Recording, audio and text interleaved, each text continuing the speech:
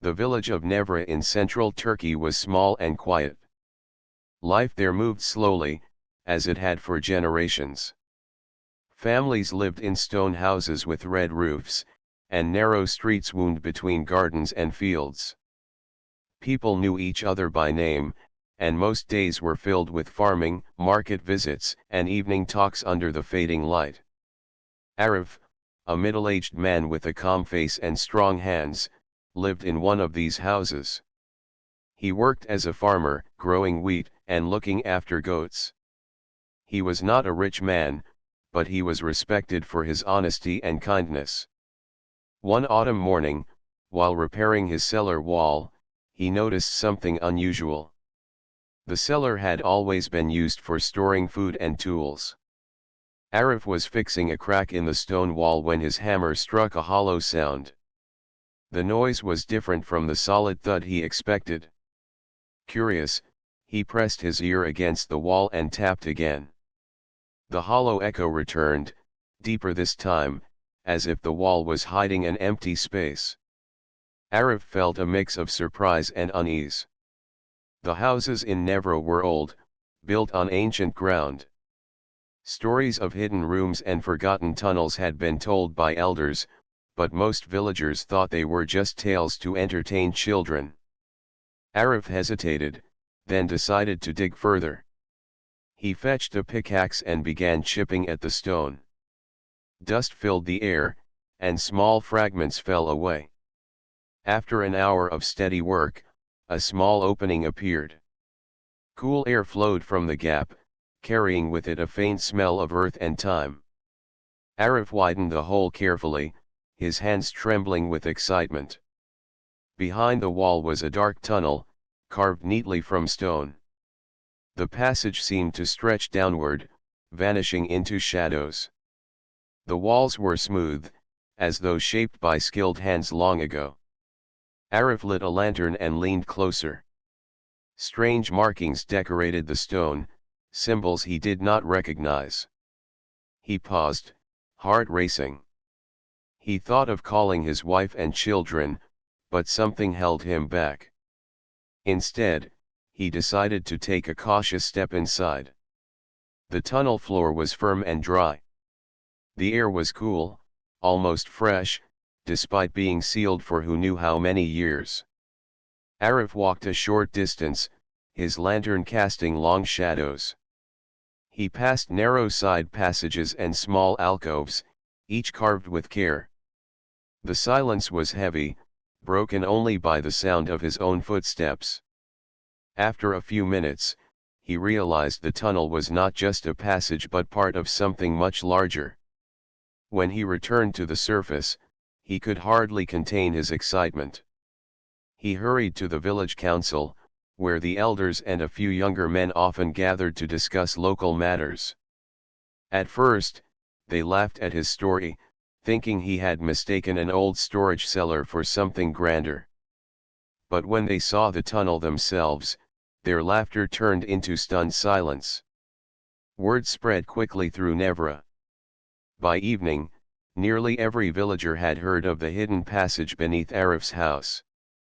Some whispered that it was dangerous, others that it was a blessing.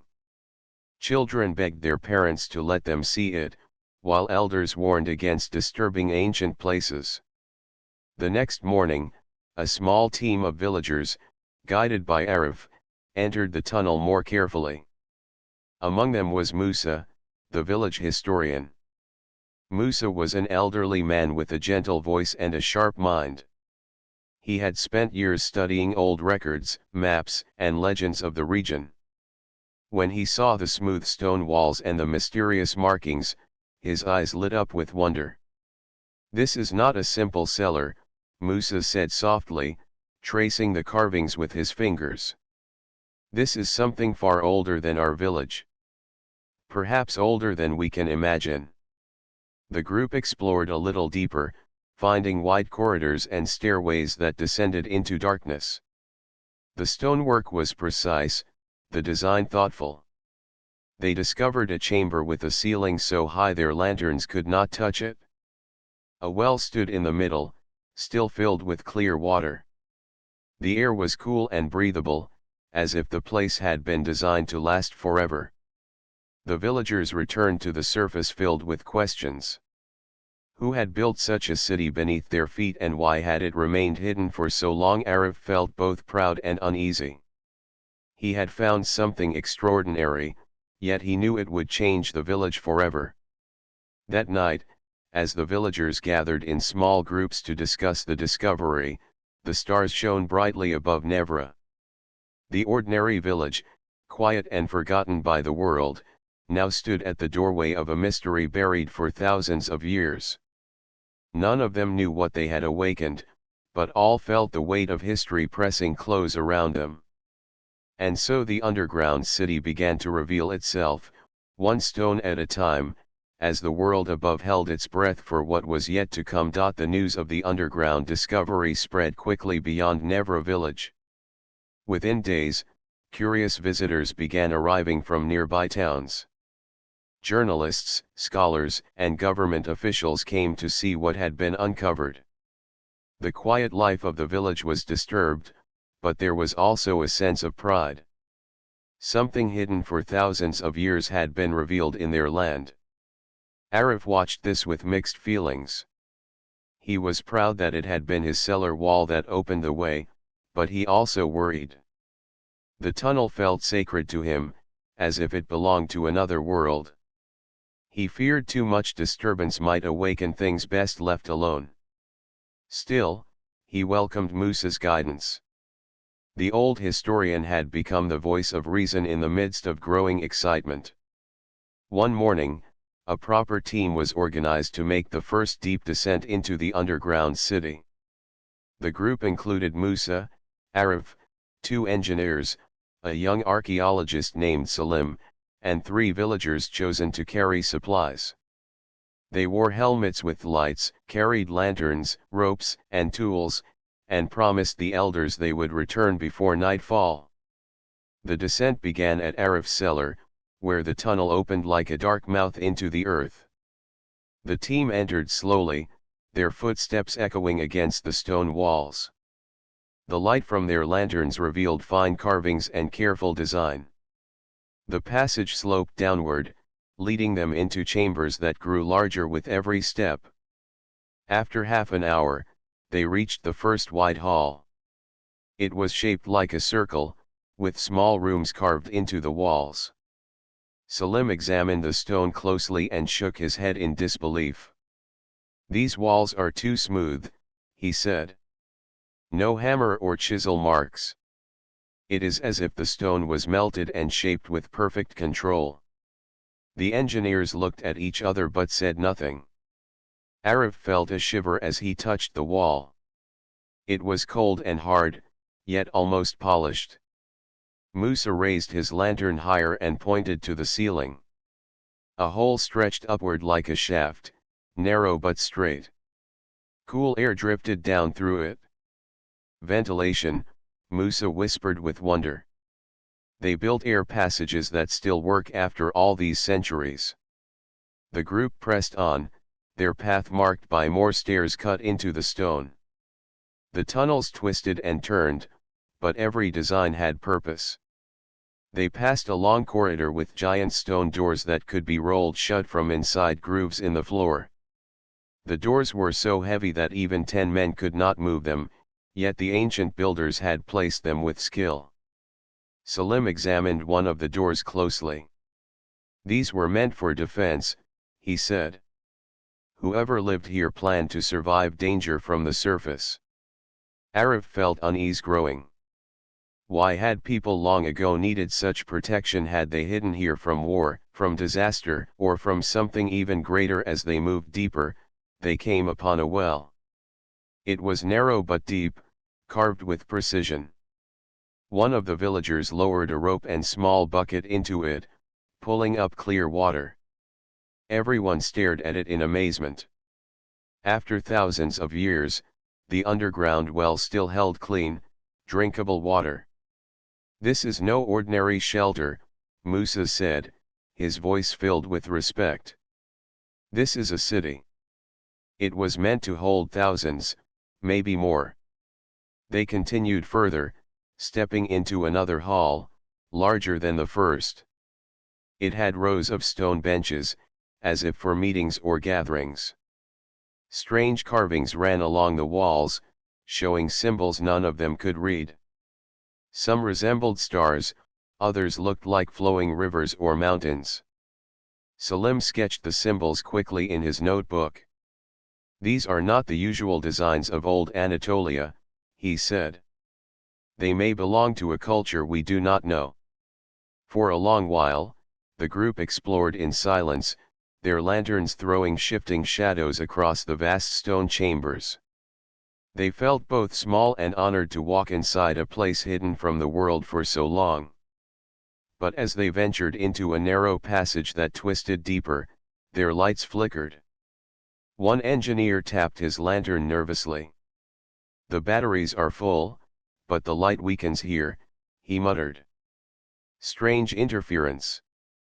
They pressed on until they reached a sealed passage blocked by a thick stone slab. Carved upon it were more symbols, arranged in circles. Musa studied them for a long time but could not understand their meaning. "This is as far as we go today," Musa decided. "We must not break the seal without understanding it. We must respect this place." The group agreed. They turned back, marking their path carefully so others could follow.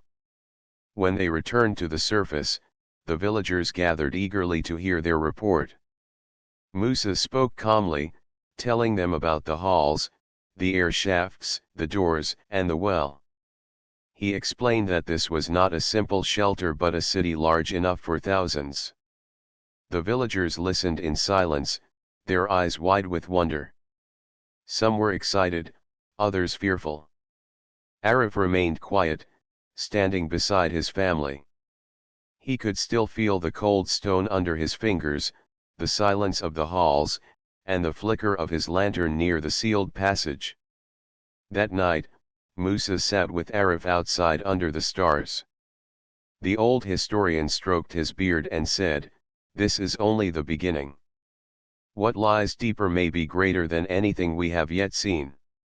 The builders of that city were not ordinary people. They had knowledge beyond their time. Arif nodded slowly, staring at the dark outline of his house where the tunnel waited below.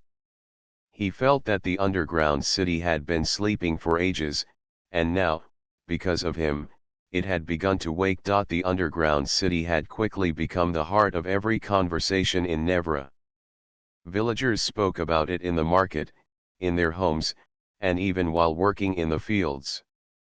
The elders remembered old stories about tunnels and hidden chambers, but none had imagined something this vast. News had already reached nearby towns, and now officials and scholars began arriving in larger numbers. A temporary camp was set up near the village square. Engineers carried strange instruments, archaeologists brought notebooks and cameras, and workers unloaded crates of supplies.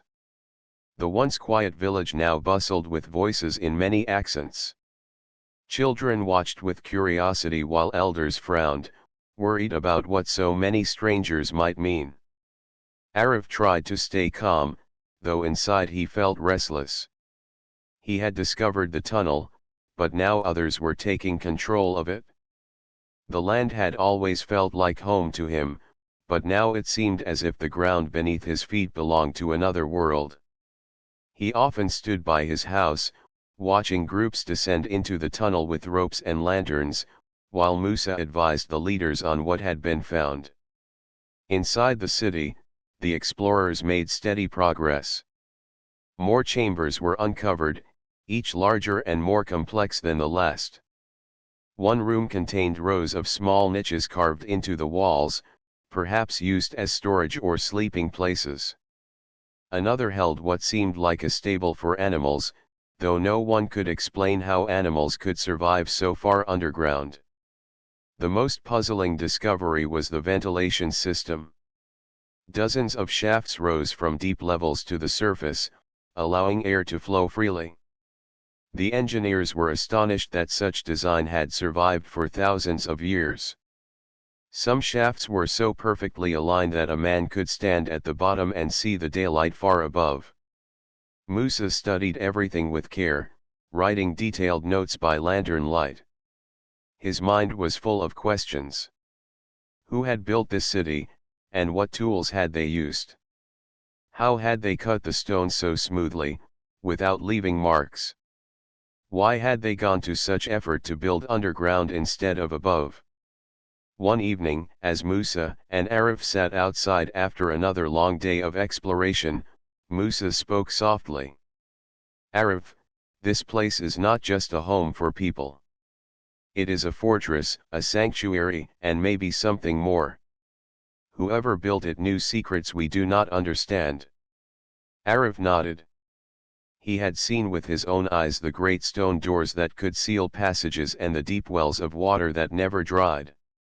It was as if the city had been prepared to hold people for years without contact with the surface. But strange things also began to happen. Some of the workers complained that their lamps flickered when they passed certain walls.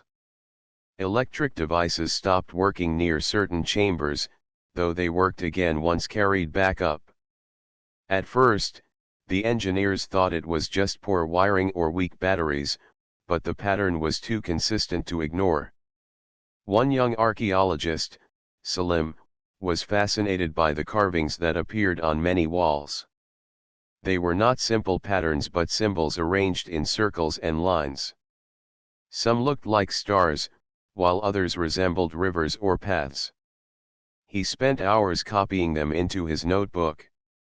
"These are not random designs," Salim said one day to Musa. "They are like a language, but not one I know. If we could read them, perhaps we would learn the purpose of this city." Meanwhile, villagers grew uneasy. Some feared that disturbing the underground place would bring misfortune. Others worried about the growing number of outsiders taking interest in their land. Rumors spread quickly. Some said the city was cursed, while others whispered it was blessed by ancient protectors. The turning point came when a team exploring a deeper passage found metallic fragments embedded in the stone. They were small, shining pieces unlike anything known from local history. The metal did not rust, even when placed in water, and it was harder than steel. The scientists were puzzled. No ancient culture of the region had the knowledge to create such a material. When the news spread, excitement grew. Some believed the underground city was the work of a forgotten civilization far ahead of its time. Others began to whisper about help from beyond the earth. Musa avoided such talk, but even he could not explain how such knowledge had existed thousands of years ago. Late one night, Arif returned to the tunnel alone. He carried only a lantern and his thoughts. As he walked through the silent halls, he felt the presence of history pressing around him. The stone walls seemed to watch him, the carvings glowing faintly in the flickering light. He stopped at one of the large stone doors and placed his hand upon it. The cold surface seemed to hum faintly under his palm, as if something inside the stone was alive. Startled, Arif pulled his hand back. His lantern flickered for a moment, then steadied. He shook his head, unsure if his mind was playing tricks. Yet as he left the passage, he could not shake the feeling that the underground city was not only ancient but waiting. When he told Musa about this the next morning, the historian looked troubled. "Perhaps it is not only stone and water we have found. Perhaps there is a memory within these walls. A purpose left for us to discover." The mystery deepened with every new step, and Nevra was no longer just a village. It had become the keeper of a secret hidden for millennia, a secret that might change the story of humankind. The underground city was no longer just a subject of curiosity. It had become a place of mystery that pulled people deeper every day. Teams of explorers moved through its halls, mapping each passage and chamber. Engineers measured the stone doors, while archaeologists studied the carvings. Musa recorded everything carefully, while Arif continued to guide groups through the tunnels, always cautious of where he stepped. One afternoon, as Arif led a small team into a section that had not yet been fully explored, he noticed something unusual. Along one narrow corridor, the wall looked different from the rest. The stone seemed smoother, and faint lines ran across it in patterns too straight to be natural. He stopped and ran his fingers over the surface. "This wall is not solid," Arif said to Salim, who was walking beside him. Salim examined it closely and nodded. "You are right. It looks like a sealed passage. Perhaps a hidden chamber lies beyond." They called for Musa, who arrived with 2 engineers. The group began inspecting the wall with care. They tapped it with tools, and the hollow echo confirmed Arif's suspicion. But unlike other chambers, this one had no clear entrance. It was as if the builders had deliberately hidden it. For hours, they debated how to open it without causing damage. The engineers suggested drilling, but Musa insisted that they search for a mechanism first. This city was not built with carelessness, he reminded them. The builders would not have sealed a chamber without a way to open it. As they searched, Arif leaned against the wall in thought. His hand pressed against one of the faint lines, and suddenly the stone shifted. A deep rumble filled the corridor, and dust fell from the ceiling. Slowly, the wall slid aside, revealing a dark opening. The group stepped back in shock. Musa's eyes widened, and Salim whispered, "It is a hidden chamber." Lanterns were raised, and the team stepped inside. The chamber was vast, larger than any they had seen before. The ceiling arched high, covered with carvings that seemed to tell a story. Figures of humans were shown standing beside tall beings with long arms and narrow faces. Together, they were shown leading groups of people into the underground halls, away from storms and floods carved into the background. At the center of the chamber stood a massive structure, shaped like a crystal but unlike any natural stone. It rose taller than a man, with many sharp edges. Though the room had been sealed for centuries, the crystal glowed faintly, sending soft light across the walls. The group fell silent. No one spoke for several minutes. The air in the chamber felt heavy, almost alive. Arif stepped closer, his lantern light reflecting off the crystal's surface. The glow seemed to pulse faintly, as if responding to his presence. Salim carefully set down his notebook and began sketching. "This is impossible," he murmured.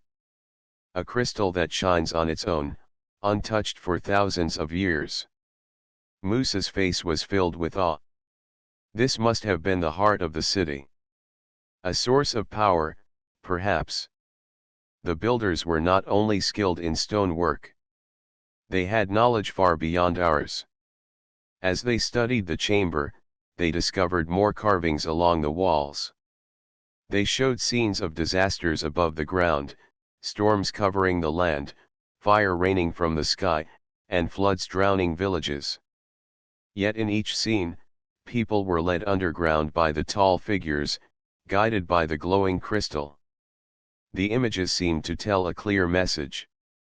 The underground city had been built as a shelter during a time of great disaster. The crystal was not just decoration. It was a source of energy, maybe even the reason the city had survived sealed for so long. But with wonder came unease. The engineers tested their equipment near the crystal, and once again, strange interference occurred. Their lanterns flickered, and compasses spun without direction. The air itself seemed charged, like the moments before a storm. "We should leave for now," Musa finally said. His voice was steady, but his eyes betrayed caution.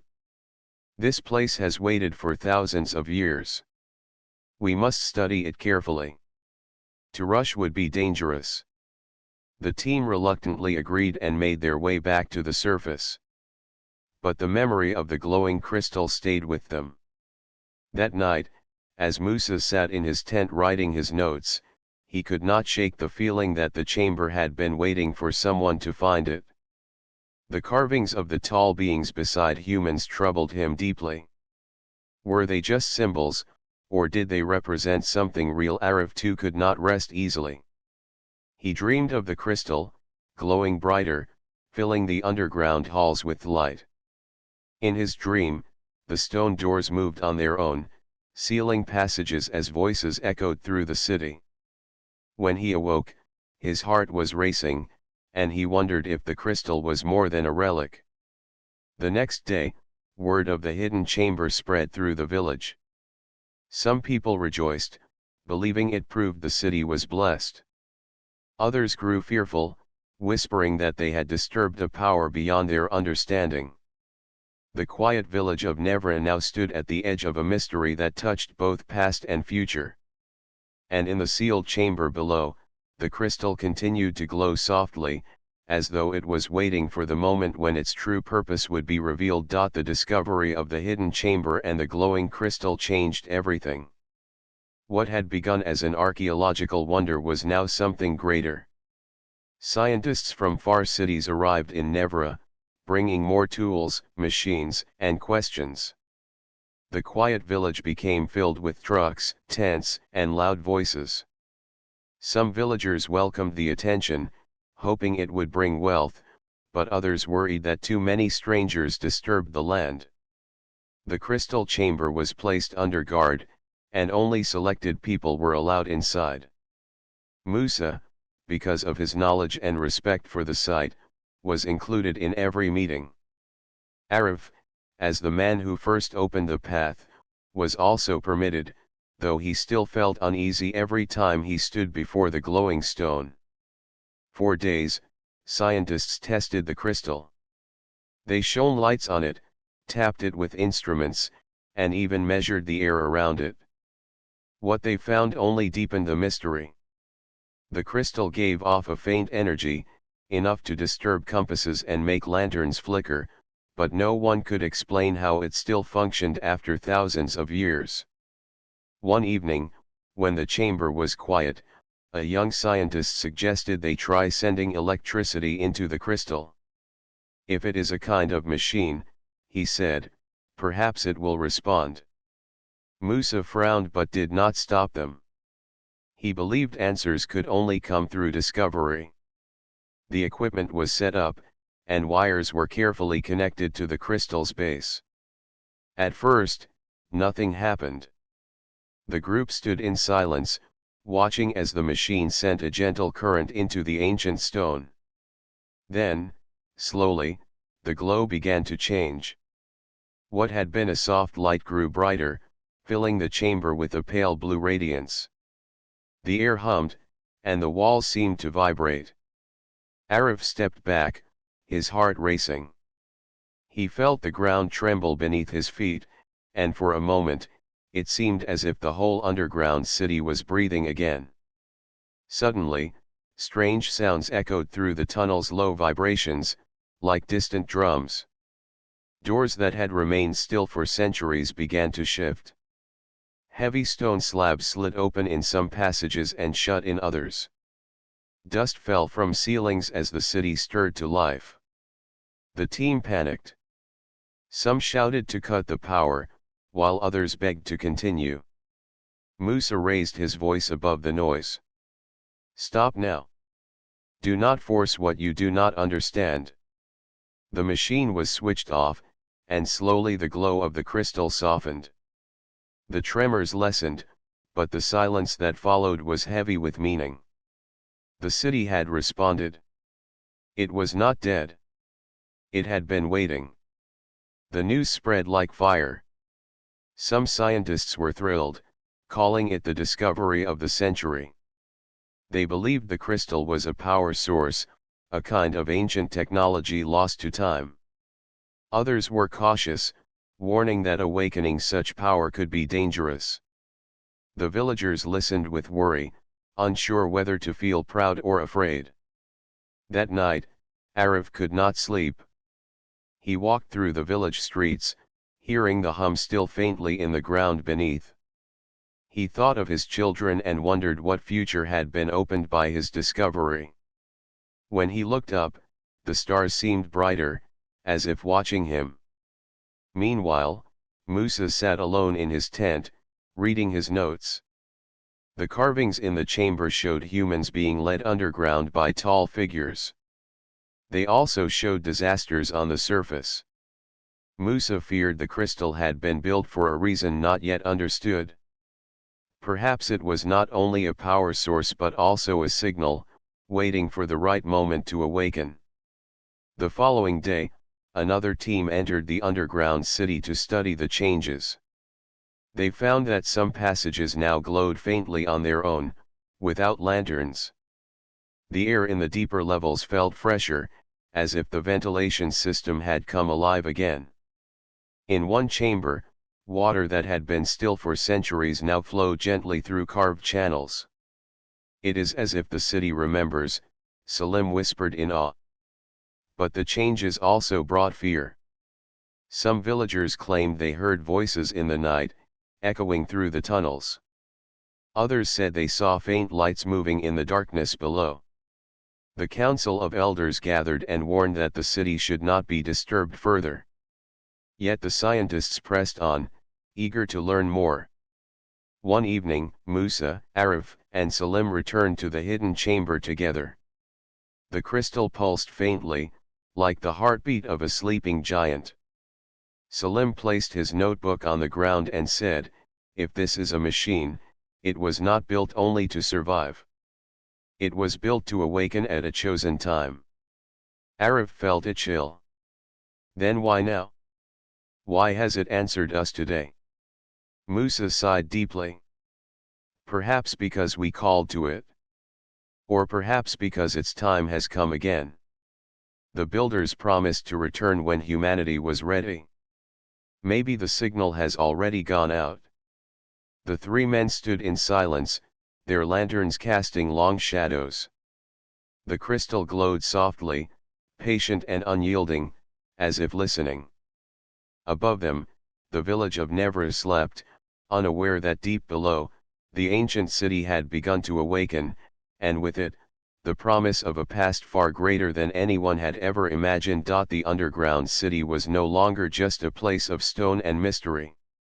It had begun to show signs that it remembered its purpose. The crystal pulsed faintly, filling the chambers with soft light, while some doors and passages moved silently as if responding to unseen commands. The village above felt calmer during the day but restless at night, as though the city below whispered to those sensitive enough to hear. Musa, Arif, and Salim descended once more into the deeper sections of the city. Each step took them farther from the familiar corridors they had mapped. The walls here were taller, and the air cooler, with a faint metallic scent that made the hairs on Arif's neck stand on end. Lanterns glimmered in the reflections of the crystal light, showing symbols and carvings that seemed to move when viewed from different angles. As they entered one of the largest chambers yet, Musa paused. The walls here were covered with images unlike any they had seen. They showed humans standing side by side with tall figures, beings with elongated limbs and serene faces. The humans carried children, led groups, and worked beside these beings. Some carvings showed people building the city, shaping stone as though guided by invisible hands. Salim traced the images with his fingers. "These are not only illustrations," he whispered. "They are instructions. They show how the city was made, step by step. Whoever built this was teaching others, or leaving a record for the future." Arif knelt near a carving of a crystal similar to the one in the hidden chamber. His fingers brushed its surface. They knew the crystal would last. They knew it could awaken again, he said. But why they built this place to survive disasters? But did they mean for us to find it now? Musa examined a set of inscriptions surrounding the carvings. They were difficult to understand, but some symbols resembled constellations and cycles of the moon. "I believe they are showing a time, or a moment," he said slowly. The builders were not only planning for survival. They were planning for when humanity was ready to continue their work. Salim's eyes widened. "You mean, this city was meant to be discovered at a certain moment in history?" Musa nodded. "Yes. And perhaps that moment is now." The deeper they went, the carvings told more of the story. The tall figures, it seemed, had come from somewhere beyond the stars. They were helpers, guides who had given humans knowledge far ahead of their time. Together, they built a city to protect humanity from great disasters, storms, floods, and perhaps other dangers still unknown. The crystal, they realized, was not just energy. It was a key, a source of communication, and a safeguard for future generations. Arif stood silently, thinking of the village above. For centuries, people had lived unaware of the secret. Now, by chance or design, humanity had found the city again. He felt awe, pride, and a strange fear all at once. Suddenly, the crystal in the chamber pulsed brighter. A faint hum filled the room, and the carvings seemed to glow. Musa stepped closer, realizing that the city itself was responding to their presence. It was as if the builders had left a memory inside the stone, waiting to recognize the right people. Salim touched one of the glowing symbols. Light ran along the walls like water, revealing new passages and chambers that had been invisible before. The city, once silent and still, was waking. Musa took a deep breath. "We are seeing only a part of their plan," he said. "The builders left more than a city. They left guidance, protection, and perhaps a message. We must be careful. This knowledge is powerful, and it must be used wisely." The three explorers moved cautiously through the newly revealed passages. They found rooms filled with tools, devices, and objects they could not identify. Some objects seemed like instruments to study the stars, others like devices to move water or air with ease. The level of knowledge and skill was far beyond anything recorded in human history. Arif's heart raced as they approached another chamber. Inside, he saw rows of small statues of humans and tall figures, standing side by side, carved in stone with exquisite detail. Each figure held a tool, a child, or an object that seemed to represent learning or protection. The message was clear. The builders had come to guide humanity, to teach them, and to prepare them for challenges that might come again. Salim whispered, "They trusted us to find this. They trusted that humans could continue their work." Musa looked at the crystal, glowing softly at the center of the chamber. "It is a promise," he said quietly. "A promise that humanity is not alone, that knowledge can survive, and that the future is waiting for those who are ready." As they left the chamber and began their ascent to the surface, the underground city seemed to hum with quiet energy, almost like a living being. The crystal's light dimmed slightly, as if satisfied that its message had been understood for the first time in millennia. Above ground, the village of Nevra continued its quiet life, unaware of the history being revealed below. But the explorers knew the truth.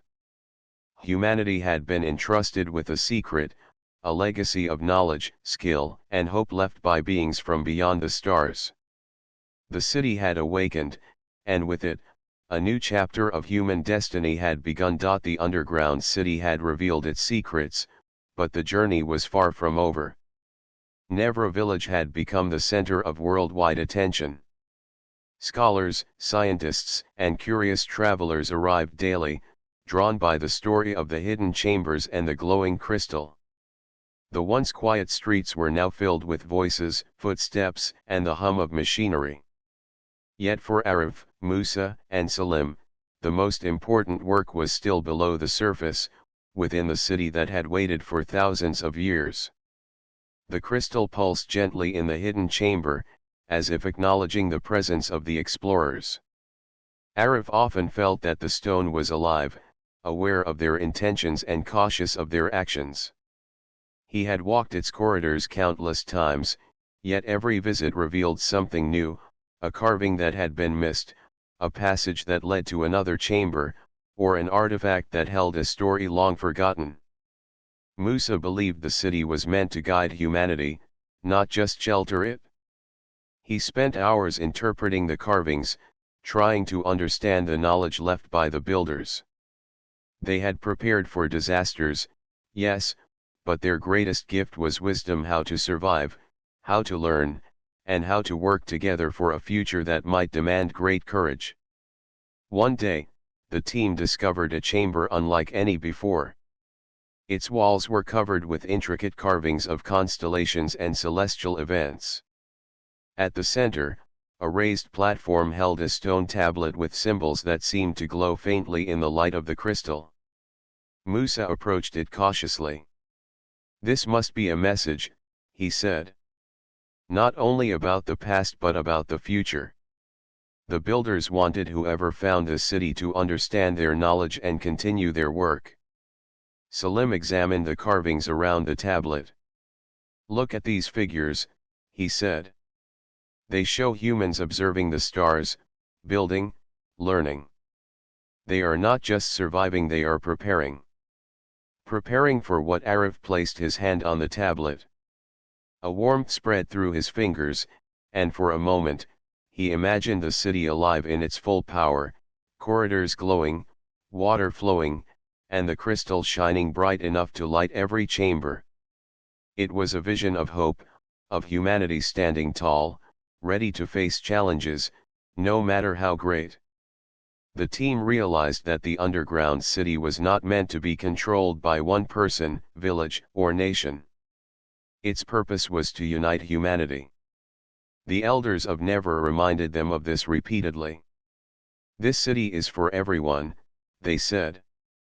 "It belongs to all who live on the surface. Do not let greed or fear take it from its purpose." With this guidance, Arif, Musa, and Salim began planning. They would preserve the city, study it, and share its wisdom without claiming it for themselves. Scholars were invited to learn and contribute, but strict rules were put in place to ensure respect for the ancient site. The crystal and the chambers were treated as sacred, a link between the past and the future. Time passed, and Nevra became a center of learning. Children came to visit, taught about the underground city, the crystal, and the wisdom of the builders. Scientists experimented carefully, discovering ways to use the crystal's energy without disturbing its balance. The city that had slept for thousands of years was now a beacon of knowledge, inspiring those above ground to think, create, and protect what had been entrusted to them. One night, Arif stood at the edge of the village, looking at the stars. The quiet hum of the underground city reached him faintly, comforting and alive. He thought of the builders, the tall beings depicted in the carvings, and the promise they had left behind. Humanity had been given a gift, a chance to rise, learn, and protect the future. Musa joined him, holding a notebook filled with observations. "It is a beginning, Arif," he said. "The city has awakened, and so has our responsibility. The knowledge here is not just for us, it is for everyone. If we use it wisely, we can prepare for what is coming. We can become the guardians the builders hoped for."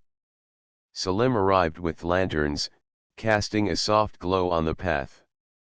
"The world above is watching," he said. "People are learning about the city. They will know that humanity is capable of wonder, courage, and unity." Arif smiled. "We were ordinary villagers," he said softly. "And yet, we are part of something extraordinary. The city chose us, or perhaps we were ready to find it. Either way, we cannot let it fall into fear or greed. We must protect it and learn from it.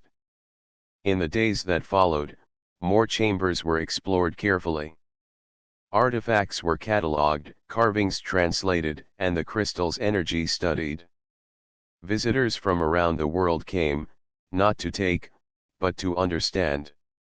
The city, once hidden and silent, had become a symbol of hope. It reminded humanity that knowledge, wisdom, and courage could survive even the greatest disasters. And as the sun rose over Nevra, the village and the underground city below lived in harmony. Above ground, people tended fields, children played in the streets, and families spoke quietly of their future. Below ground, the crystal glowed softly, the corridors held secrets and knowledge, and the city waited patiently, ready to guide humanity whenever it was needed. Arif, Musa, and Salim often walked through the halls together, feeling a connection between past and future. They knew the builders had left a promise, that humanity could rise, learn, and protect itself. Now, it was up to them, and all those who would come after, to honor that promise. The underground city had awakened, and with it, the potential of a future guided by knowledge, unity, and hope.